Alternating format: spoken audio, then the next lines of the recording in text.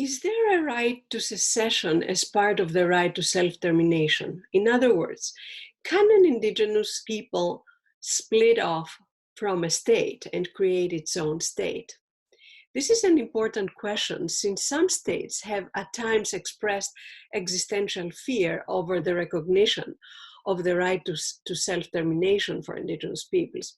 We should add that while for some coming out of the era of decolonization, some fears may be understandable, expressions of fear are not always genuine, but seem to aim more at weakening the body of internationally recognized human rights of indigenous peoples.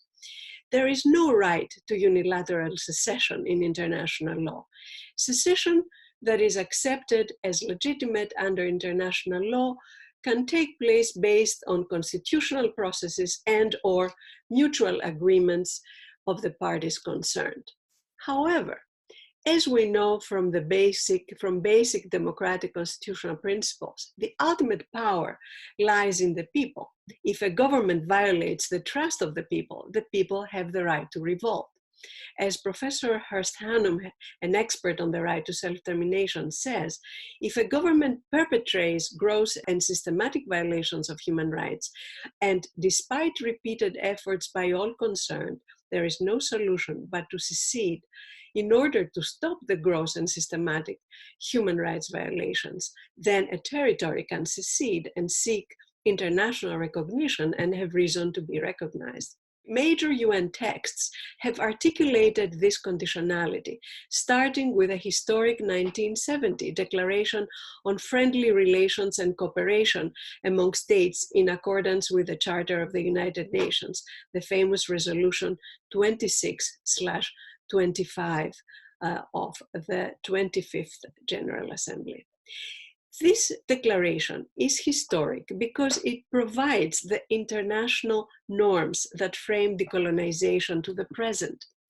This declaration states that, quote, nothing will be construed as authorizing, encouraging any action which would dismember or impair totally or in part the territorial integrity or political unity of sovereign and independent states, conducting themselves in compliance with the principle of equal rights and self-determination of peoples, and possessing a government representing the whole people belonging to the territory without distinction as to race, creed, or color, unquote. This very text was repeated in the 1993 Vienna Declaration and Program of Action that was the outcome of the World Conference on Human Rights.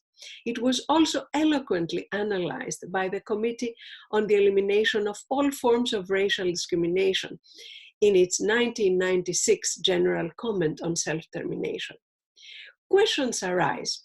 What does the UN Declaration on the Rights of Indigenous Peoples provide on this important point? How did the declaration solve this politically sensitive issue? Is the right to self-determination of indigenous peoples recognized unconditionally? Among the most heated debates up until the adoption of the UN Declaration on the Rights of Indigenous Peoples in September 2007 was indeed this very point, namely how absolute the respect to territorial integrity is. In the summer of 2007, a number of indigenous leaders conceded to add a phrase in the declaration that would refer to territorial integrity, as it would have been impossible to achieve the positive vote of the African group of states without this phrase. Hence, Article 46 of the declaration reaffirms the well-established principle of territorial integrity of states.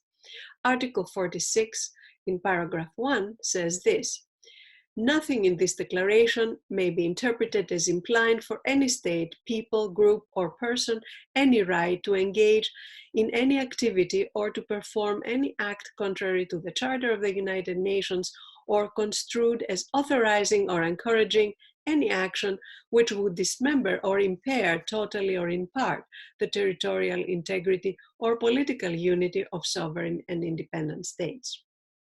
The struggle for the term peoples with an S at the end was brought in by indigenous peoples as a focus of debate, precisely to underline that indigenous peoples indeed have the right to self-determination. Earlier terms such as populations or people without an S at the end were critiqued by indigenous leaders because those terms implied non-recognition of indigenous peoples as collectivities with their own governance and sociocultural systems. It took 2 decades for the term peoples to be accepted by states in reference to indigenous peoples.